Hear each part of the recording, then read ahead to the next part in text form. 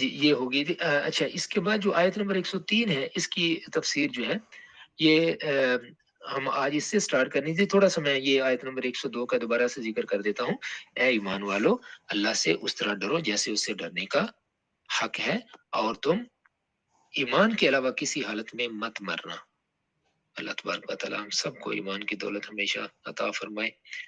اچھا جی، اگلی آیت نمبر 103 کی طرف، وہاں اس کی تفسیر سے شروع کرتے ہیں کہ اللہ نے فرمایا وَاعْتَصِمُوا بِحَبْلِ اللَّهِ جَمِيعًا وَلَا تَفَرَّقُوا، کہ اللہ کی رسی کو مضبوطی سے تھام لو تم سب کے سب، اور تفرقے میں مت پڑو۔ وَاذْكُرُوا نِعْمَةَ اللَّهِ عَلَيْكُمْ إِذْ كُنْتُمْ أَعْدَاءً فَأَلَّفَ بَيْنَ قُلُوبِكُمْ فَأَصْبَحْتُمْ بِنِعْمَتِهِ إِخْوَانًا، اور اللہ کی اس نعمت کو تو یاد کرو کہ جب تم آپس میں ایک دوسرے کے دشمن تھے تو اللہ نے تمہارے دلوں کے اندر محبت پیدا کر دی، تو تم اس کی نعمت کے ساتھ بھائی بھائی بن گئے۔ وَكُنْتُمْ عَلَى شَفَا حُفْرَةٍ مِّنَ النَّارِ، اور تم تو آگ کے گڑھے کے بالکل کنارے پہ تھے۔ فَأَنْفَذَكُمْ، تو بچا لیا اس نے تمہیں منہا اس سے۔ كَذَلِكَ يُبَيِّنُ اللَّهُ لَكُمْ آيَاتِهِ لَعَلَّكُمْ تَهْتَدُونَ، تو اللہ تعالیٰ اس طرح تمہارے لیے اپنی آیتیں بیان کرتا ہے تاکہ تمہیں راستے کا پتہ چلے، تم رہنمائی حاصل کرو۔ تو اب اعتصام باللہ یہ کیا ہے؟ اعتصام باللہ کی حقیقت کو اللہ تبارک و تعالیٰ نے یہاں واضح فرما دیا کہ اللہ کو مضبوط پکڑنے کے معنی یہ ہیں کہ اس سے، یہ پیچھے جو ہم نے پڑھا تھا نا ایک جو 100 اور ہاں جی 101 آیت تھی، اس میں فرمایا تھا وَمَن يَعْتَصِم بِاللَّهِ، تو جس نے مضبوطی سے پکڑ لیا اللہ کو، فَقَدْ هُدِیَ إِلَىٰ صِرَاطٍ مُسْتَقِیمٍ، تو وہ سیدھے راستے کی طرف فلاح پا گیا، اس ہدایت پا گیا۔ تو وہاں پر بھی اس کا ذکر ہوا تھا، اور اس سے پہلے یہ فرمایا تھا کہ تم کس طرح سے کفر کر سکتے ہو جب کہ تم اللہ کی آیتوں کو پڑھتے ہو اور تمہارے اوپر اللہ کی آیتیں پڑھی جاتی ہیں اور تم میں رسول صلی اللہ علیہ وآلہ وسلم موجود ہیں۔ تو اللہ کو مضبوطی سے پکڑ لینے میں ہی انسان کی، مسلمان کی فلاح ہے۔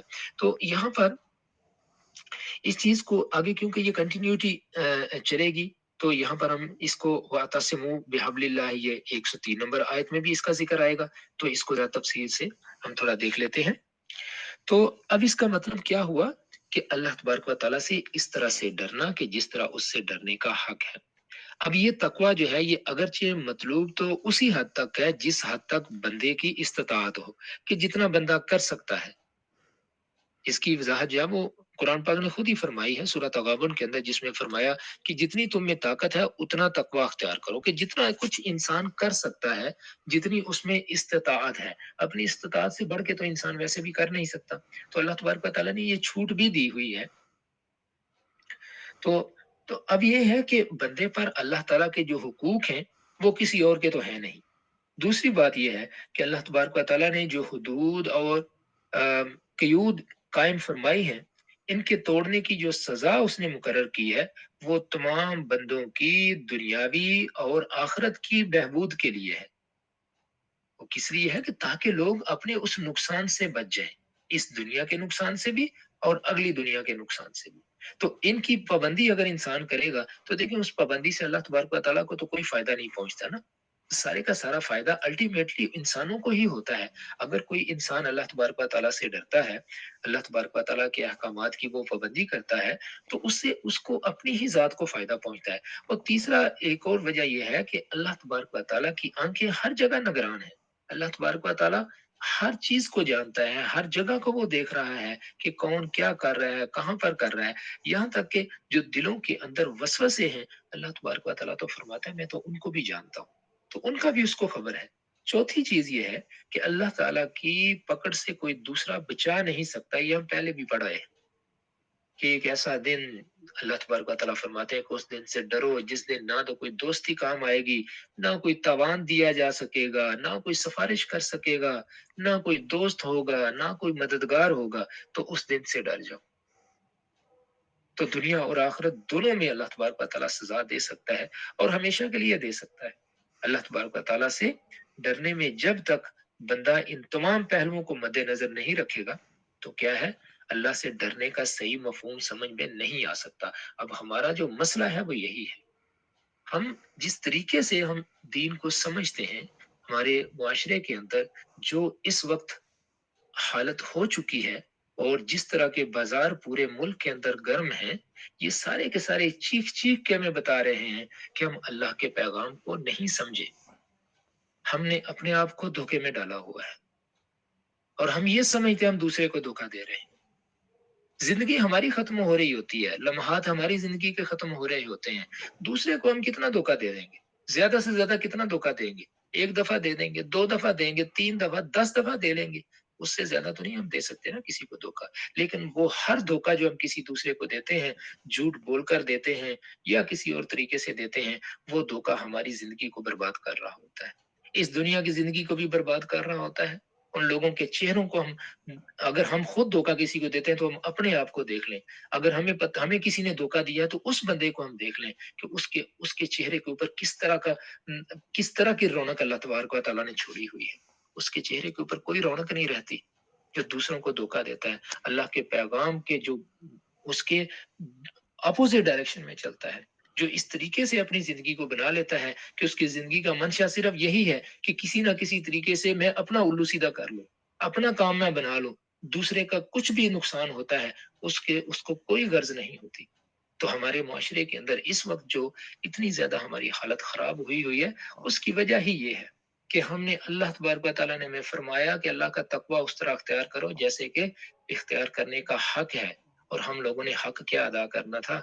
हम तो अल्लाह को धोखा देने के चक्रों में पड़े हुए हैं। और अल्लाह को कौन धोखा दे सकता है? हर धोखा देने वाला असल में अपने आप को धोखा दे रहा होता है। तो आगे फरमाया कि वला तमूतुन्ना इल्ला व अंतुम मुस्लिमून। तो ये हकीकत एक लतीफ अंदाज में बयान फरमा दी है कि अल्लाह तबारक व तआला से ये डरना सिर्फ आर्जी और वक्ती तौर पर मतलूब नहीं है, बल्कि जिंदगी भर ऐसे करते रहना है यहाँ तक कि इंसान को मौत आ जाए। और जब उसको मौत आए तो वो मौत उसको उस हालत के अंदर आए कि वो बंदा मुसलमान हो, वो अल्लाह का मती हो, अल्लाह तबारक व तआला की मानने वाला हो। तो ये अल्लाह तबारक व तआला चाहता है इंसान से कि इंसान इस तकवे की जो सिफ्त है इसको कंटिन्यू रखे, इस तकवे की सिफ्त को कंटिन्यू रखे और इस चीज का ख्याल करे कि जिन लोगों को मैं फॉलो कर रहा हूँ, जिन लोगों के मैं पीछे चल रहा हूँ, क्या वो इस तरह के हैं कि वो जिस तकवा पे मैं चल रहा हूँ या जिस तकवा को मैं ढूंढने की कोशिश कर रहा हूँ, तो क्या मेरे इस तकवे में वो बरकत का बायस बनेंगे या मेरे इस तकवे को तबाह करने का बायस बनेंगे? तो इस चीज को इंसान बड़े ध्यान से, गौर से देख के तो फिर अपनी जिंदगी को गुजारे, यहाँ तक कि इंसान की जिंदगी का आखिरी लम्हा आ जाए और वो हंसते हुए, मुस्कुराते हुए और अल्लाह तबारक व तआला का जिक्र करते हुए इस दुनिया को अलविदा कह दे। अल्लाह तबारक व तआला हमसे ये चाहते हैं कि जिंदगी भर तुमने ये करना है। आगे फरमाया कि अब इसी मजमून को आगे कंटिन्यू किया हुआ है जो आयत नंबर 101 से शुरू हुआ था। तो फरमाया वअतसिमू बिहब्लिल्लाहि जमीअन वला तफर्रकू, कि अल्लाह की रस्सी को, ये जो दीन उसने दिया है, इसको मजबूती से पकड़ लो और तफरकों में मत पड़ो। तफरके में इंसान कब पड़ता है? जब अल्लाह की रस्सी को पकड़ना, जो अल्लाह ने फरमाया मजबूती से पकड़ना, जब उसमें कुछ डील होती है, जब इंसान उस रस्सी को छोड़ता है तो इंसान तफरके में पड़ना शुरू हो जाता है। फिर वहां पर बहुत सी चीजें दरमियान में आती हैं। जब अल्लाह की तरफ से ध्यान हटता है तो फिर इंसान का ध्यान मखलूक की तरफ जाता है और मखलूक की तरफ जब जाता है तो फिर इंसान को अपने फायदे नजर आते हैं कि इससे मुझे ये फायदा मिलेगा, इससे मुझे ये फायदा मिलेगा। इन्हीं फायदों के लिए इंसान अपने आप को बर्बाद कर लेता है और तफरके का शिकार हो जाता है। सारी उम्मतों के अंदर यही हुआ, मुसलमानों में भी बदकिस्मती से यही हुआ।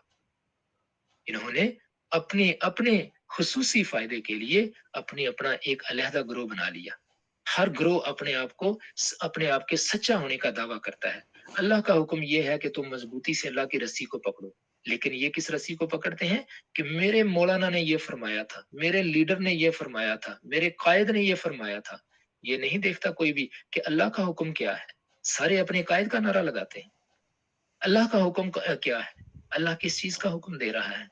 जो काम मेरा मौलाना कर रहा है, मेरा कायद कर रहा है नाम निहाद, क्या वो अल्लाह का हुक्म है? उस अल्लाह के हुक्म के मुताबिक कर रहा है? या कोई भी किसी किस्म का लीडर है, क्या वो काम जो कर रहा है या जिसका दावा कर रहा है, क्या वो वाकई अल्लाह का हुक्म है? अगर वो अल्लाह के हुक्म के अगेंस्ट कर रहा है तो हम सब याद रखें कि हम अपने आप को धोखा दे रहे हैं और आखिरत में ये धोखा हमें किसी तरह फायदा नहीं देगा। تو حبل جیسے کہ پہلے بیان کر دیا کہ اس کے معنی رسی کے ہیں. تو اب یہ لفظی معنی تو رسی کے ہو گئے، لیکن جب ہم اس کے معنی کو آگے اس کا مفہوم دیکھتے ہیں تو اس کا مفہوم آگے کیا بن جاتا ہے کہ رسی مطلب رسی کو پکڑ لو، مطلب کیا ہوا کہ اپنا رابطہ جو ہے وہ مضبوط کر لو. جب ہم کسی چیز کو پکڑتے ہیں تو ہم کیا کہتے ہیں، بیسیکلی اس کے ساتھ اٹیچ ہو جاتے ہیں. تو اٹیچ ہونے کو ہی ہم کہتے ہیں کہ ہمارا رابطہ اس کے ساتھ مضبوط ہو گیا. تو یہ رابطے کے مفہوم میں استعمال ہو جاتا ہے کہ کیونکہ رسی جو ہے وہ بھی دو چیزوں کو آپس میں ان کا رابطہ کروانے کا باعث بنتی ہے.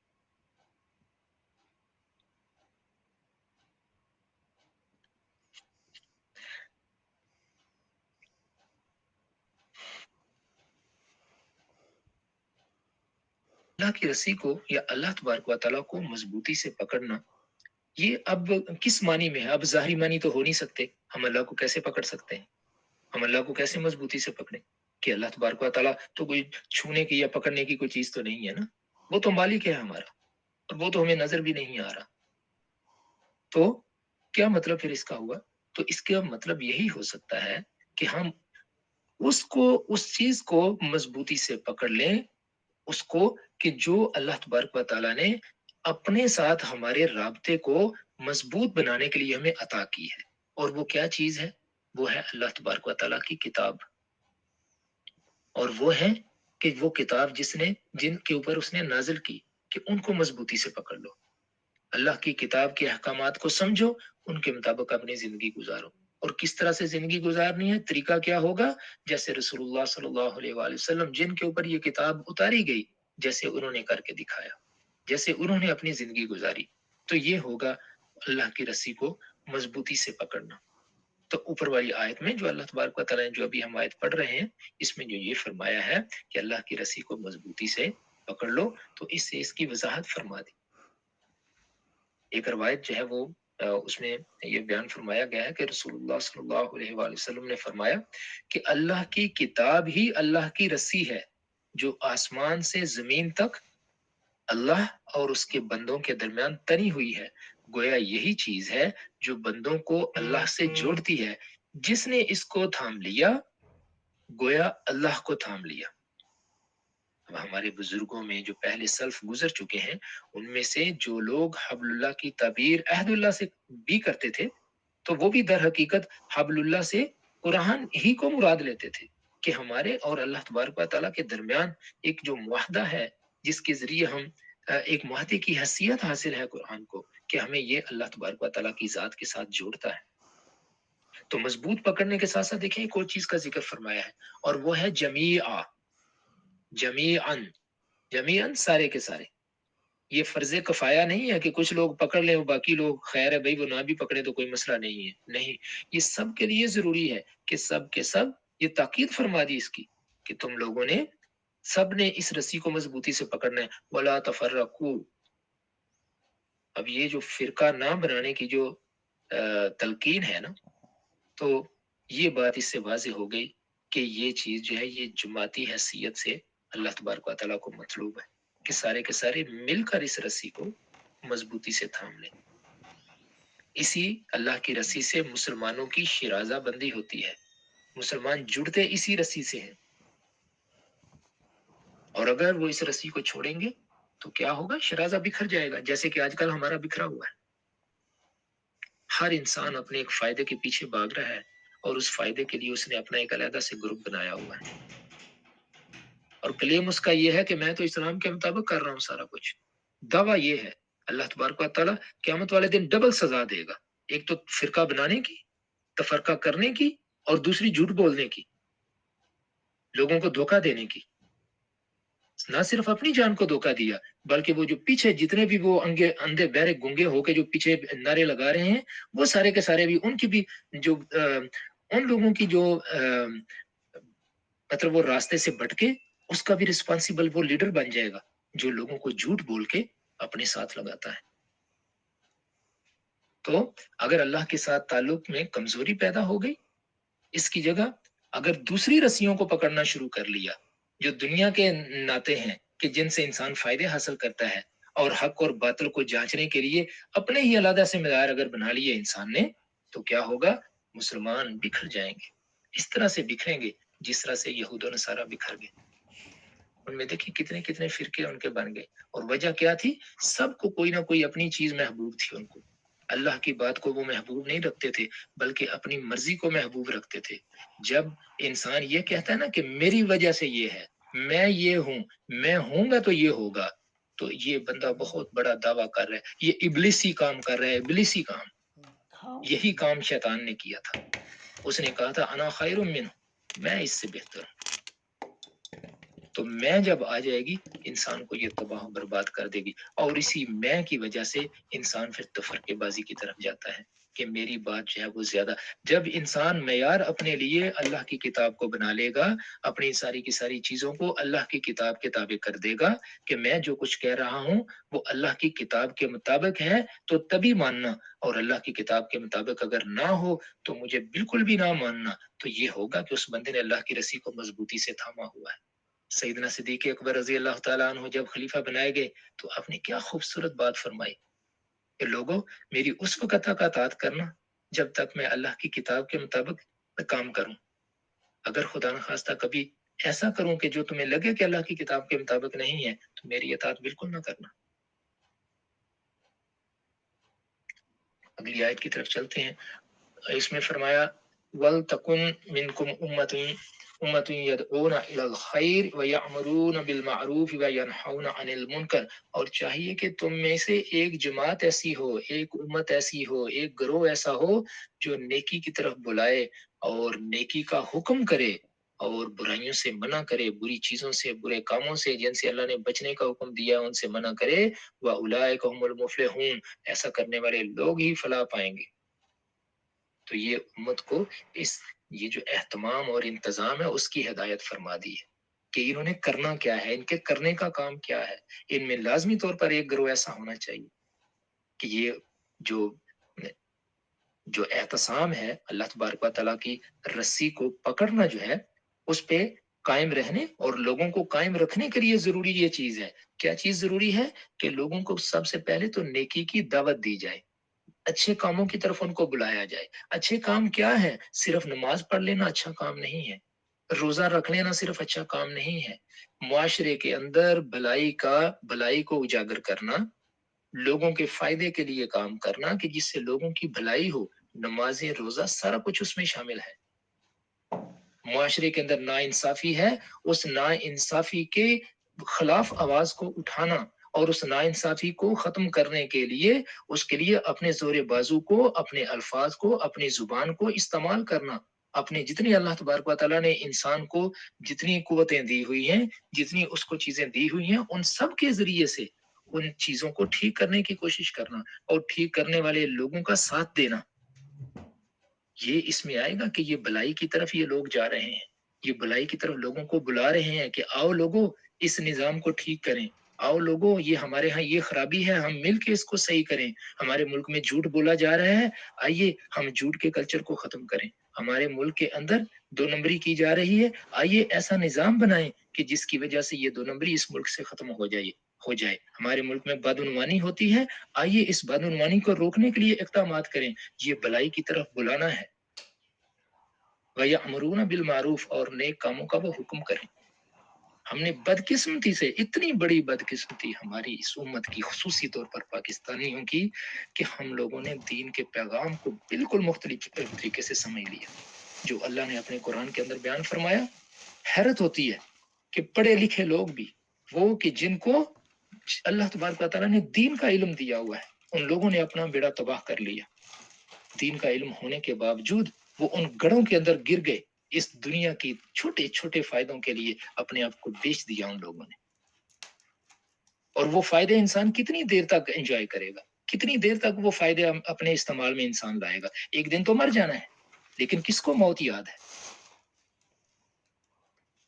اگر انسان کو موت یاد ہو تو کبھی بھی اس طرح کا کوئی کام نہ کرے، وہ کہے کہ میرے اوپر دوسرے لوگوں کی بھی ذمہ داری ہے، میں صرف اپنے لیے۔ دیکھیے ایک اکیلا بندہ جس کے پیچھے چلنے والے لوگ نہیں ہیں وہ صرف اپنا جواب دے گا، لیکن جس کے پیچھے ہزاروں کی تعداد میں یا لاکھوں کی تعداد میں لوگ ہیں، تو وہ لوگ اگر کسی طرح کی گمراہی کا شکار ہوتے ہیں تو یہ شخص ان سب کی گمراہی کا ذمہ دار ہوگا۔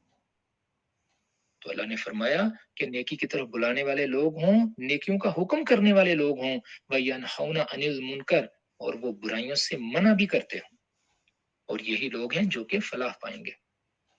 اللہ تبارک و تعالیٰ نے فلاح کا بھی یہاں بیان فرما دیا کہ فلاح یہی لوگ پائیں گے جو نیکیوں کی طرف بلائیں گے، نیکیوں کا حکم کر اچھی چیزوں کا حکم کریں گے اور وہ برائیوں سے منع کریں گے۔ اب اگر کوئی اپنی جو ہے وہ علمیت کو لے کر ان الفاظ کے معنی ڈھونڈنے میں لگ جائے، نہیں معروف کا معنی تو یہ ہوتا ہے، یہ نہیں ہوتا، اللہ کا قرآن بہت صاف ستھرے طریقے سے اور بہت زیادہ جسے ہم کہتے ہیں شفاف طریقے سے ایک حکم دے رہا ہے کہ بلائی کی طرف بلاؤ۔ اب بلائی ہم کس کو کہتے ہیں؟ سب کو پتہ ہے بلائی کیا ہوتی ہے، اس کی موچ خافیوں میں جانے کی ہمیں کوئی زیادہ ضرورت نہیں ہے۔ ہم سب لوگ بڑی آسانی سے سمجھ سکتے ہیں کہ بلائی کیا ہے، کون بلائی کر رہا ہے۔ چور کو کوئی دنیا کا کوئی انسان، دنیا کا کوئی معاشرہ چور کو بلا آدمی نہیں کہتا، چور کے اوپر سارے معاشرے لعنت بھیجتے ہیں۔ دھوکے باز کو کوئی بھی بلا آدمی نہیں سمجھتا، یا دھوکا کرنے کو کوئی بھی اچھائی نہیں سمجھتا۔ ساری دنیا کے انسان، چاہے وہ مسلمان ہو یا کافر ہوں، کسی مذہب سے بھی تعلق رکھتے ہوں، وہ دھوکے کو، چوری کو، ڈاکے کو اور دو نمبری کو وہ ہمیشہ برائی سمجھتے ہیں، اس کو خیر کوئی بھی نہیں کہتا۔ اور برائی جو ہے اس سے اللہ تبارک و تعالیٰ فرماتے ہیں کہ اس سے منع کرنے والے لوگ ہیں۔ برائی کہیں پر ہو رہی ہے تو وہ برائی کو روکیں، اگر ان میں طاقت ہے تو اس طاقت کو استعمال کرتے ہوئے روکیں۔ اگر وہ طاقت ان کے پاس نہیں ہے یا ان کے پاس اختیار نہیں ہے کہ وہ معاشرے کے اندر قانون ہاتھ میں اس طریقے سے وہ لے لیں گے، پھر وہ لوگوں کو اپنی زبان سے روکیں۔ اگر وہ اس سے بھی نہیں روک سکتے، کم از کم اپنے دل کے اندر ان کو برا سمجھیں، یہ ایمان کا سب سے کمزور درجہ ہے۔ اگر خدا نخواستہ یہ بھی نہیں ہے تو پھر سمجھیے ایمان نہیں ہے۔ اللہ تبارک و تعالیٰ ہمیں اپنے احکامات کے اوپر عمل کرنے کی توفیق عطا فرمائے۔ ٹائم کافی ہو گیا تو اگلی دو آیات جو ہیں وہ انشاءاللہ کل کے جو ہمارا سیشن ہوگا اس میں مکمل کر لیں گے۔ اللہ تبارک و تعالیٰ ہم سب کو قرآن پاک کو صحیح طرح سے پڑھنے، سمجھنے اور اس پہ عمل کرنے کی توفیق عطا فرمائے۔ السلام علیکم ورحمۃ اللہ وبرکاتہ۔